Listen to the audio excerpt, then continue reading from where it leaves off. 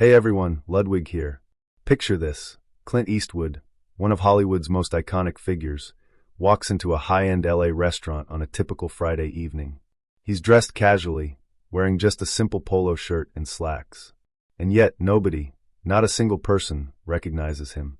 They don't realize that the legendary actor and director is sitting right there among them. But that's when things take an unexpected turn. An arrogant waitress, without hesitation, makes one of the biggest mistakes of her career, trying to kick out and humiliate a man she assumes is just another random older customer. What she didn't know, what she couldn't have possibly guessed, was that Clint Eastwood didn't just have a reservation. He owned the entire restaurant. What unfolded next became a Hollywood legend, a powerful lesson in respect that would be remembered for years to come. And as you'd expect from Clint, he turned the situation into an unforgettable experience, teaching a lesson no one could ever forget. It was just another Friday night at the Grand Oak, a luxurious restaurant in LA that had recently been renovated. The dining room was buzzing with the elite, young tech moguls in designer suits, influencers snapping selfies with gold-leaf desserts, and old money families holding on to their weekly traditions. Among the sea of glittering, polished faces, sat a man in a humble gray polo shirt and simple slacks, quietly sipping on his whiskey at his usual corner table. Most of the staff knew him, of course. How could they not? But what they didn't know was that Clint had quietly purchased the Grand Oak 6 months prior, with a single clear instruction: treat him like any other guest. During his surprise visits, he didn't care about celebrity treatment. Clint wanted to see how staff treated everyday customers, those who didn't have the luxury of recognition or status. To him, that was the true measure of any restaurant. Enter Rachel, the newest waitress on staff. Fresh out of a prestigious hospitality school and busy building her own food influencer following, Rachel spent the night alternating between fawning over well-known social media stars and casting judgmental glances at a man she deemed underdressed. He was wearing no designer suit, no flashy accessories, nothing that screamed important customer. Little did she know, her perception of him was about to backfire. As Rachel walked toward Clint's table, the veteran manager, Thomas, watched nervously from afar. He had seen this look in her eyes before, the same disdainful glance she'd given a retired surgeon just the week before, who dared to wear loafers instead of formal shoes. But this time, it was different. This time, Rachel's misjudgment would come with consequences she couldn't even fathom. Clint, with his trademark calm, took another slow sip of his whiskey, his half-smile playing at the corner of his lips.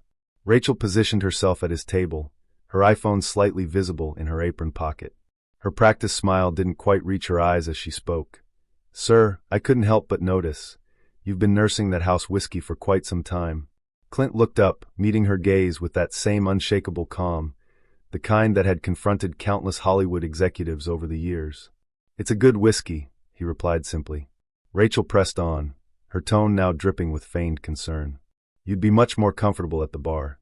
We're expecting several reserved parties at this table," she said, gesturing dismissively at the pristine white tablecloths. "This spot is typically reserved for our dining guests." Nearby, a young busboy named Miguel, who'd immigrated from Mexico 2 years ago and worked tirelessly to support his family, overheard the exchange while clearing another table. He knew exactly who Clint was. He had grown up watching Clint Eastwood's movies with his father. His hands tightened around the bus tub, fighting the urge to step in and defend the man he admired. But Clint didn't flinch. "I'm comfortable here," he replied slowly, his voice steady.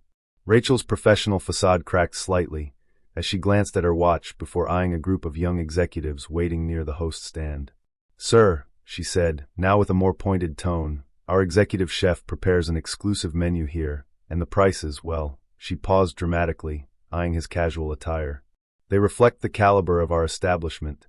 At the next table, an older couple who had been regulars for 20 years shifted uncomfortably. The husband opened his mouth, but his wife gently placed a hand on his arm, sensing the brewing storm. They knew that look in Clint's eyes, the same look that had preceded some of the most iconic moments in film history. "I'm aware of the prices," Clint said quietly, his gravelly voice carrying the authority of decades in Hollywood. "And I'm well aware of the chef's work." Rachel's smile disappeared completely. With sharp, irritated movements, she pulled out her order pad. "Well then, sir," she said, her voice dripping with sarcasm, "shall I explain our menu to you, slowly?" The words hung in the air, and the jab at his age wasn't subtle. Miguel could no longer stay silent. He stepped forward, his voice low but determined. "Miss Rachel, maybe I should get Thomas. Stay out of this." Rachel snapped at him, her patience thinning. "Go bust tables, that's what you're here for." She turned back to Clint, who had watched Miguel's attempt to help with quiet interest. The tension in the air was palpable now, and the rest of the dining room could feel it. Guests tried to avert their eyes, but the sharp contrast between Rachel's growing agitation and Clint's unwavering calm was almost cinematic in itself. One last time, Rachel's voice rose, loud enough to draw attention from nearby tables. "This isn't some diner off the highway. This is the Grand Oak. Perhaps in your day, things were different, but now we have standards." Clint slowly placed his whiskey glass down, his movements deliberate, almost measured. The subtle gesture commanded more attention than Rachel's outburst ever could. A few of the older patrons around the room recognized the calm before something bigger, something unforgettable. "In my day," Clint started, his voice carrying that same gravelly tone. "Yes, in my day, people could walk into any place, dressed however they pleased, order the cheapest drink, and take up space meant for real customers." Rachel, now fully committed, continued, "Times have changed. This is a luxurious environment for people who appreciate modern luxury." Clint repeated the words thoughtfully, modern luxury. He let the phrase linger in the air, testing it. "And what, exactly, does that mean to you, Rachel?" The use of her name caught her off guard. She wasn't wearing a name tag, but she quickly recovered, thinking he had overheard another server use it. "It means," she declared, her voice full of self-importance, "that some places aren't for everyone. Our clientele expects a certain ambience." She gestured toward the group of young entrepreneurs, each with a phone in one hand and a gold-leafed dessert in the other. "They get it," she added with a smug smile. "They respect what the Grand Oak represents. They're not here pretending to be something they're not." The irony of her words hung thick in the air, and a few of the veteran staff exchanged knowing looks. Thomas, the manager, had now noticed the situation spiraling out of control, and he was hurrying over to intervene. "Interesting choice of words," Clint mused, his trademark half-smile returning. "But listen, Rachel." That's when Rachel, in her mounting frustration, snapped. "I've tried to be polite, but you clearly don't belong here," she shouted, her voice growing louder. "This isn't some set from one of those old cowboy movies. This is a prestigious establishment, and I won't let you ruin the experience for our real guests." The moment the words left her mouth, the entire restaurant seemed to freeze. Thomas stopped mid-step. Miguel dropped his bust tub with a loud crash that echoed through the silence. The older couple at the next table gasped audibly. And Clint? His expression didn't change. Calm as ever, he reached into his pocket, pulled out his phone, and made a single quiet call. "Jerry," Clint said, his voice steady. "Could you bring me the ownership papers?" "Yes, right now.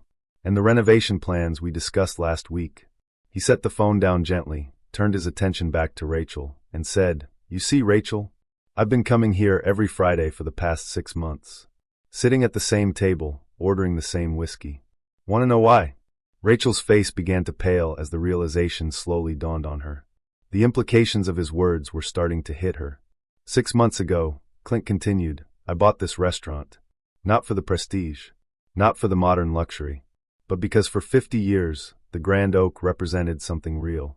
It was a place where genuine hospitality meant treating everyone with respect, no matter what they wore or how many followers they had." The room was so silent, you could hear a napkin drop. Jerry, the restaurant's accountant, appeared a moment later, handing Clint the leather portfolio with the requested documents. Rachel stood frozen, her order pad hanging limply by her side.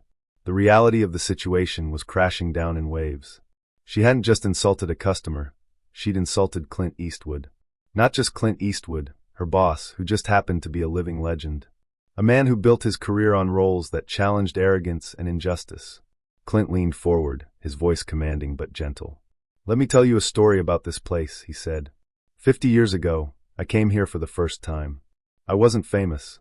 I wasn't anyone special. I wore a shirt just like this one. The owner back then, Old Man Thompson, treated me like I was the most important guest he'd ever had, not because of who I was, but because he treated everyone that way." Clint took another sip of his whiskey, pausing to let the story sink in.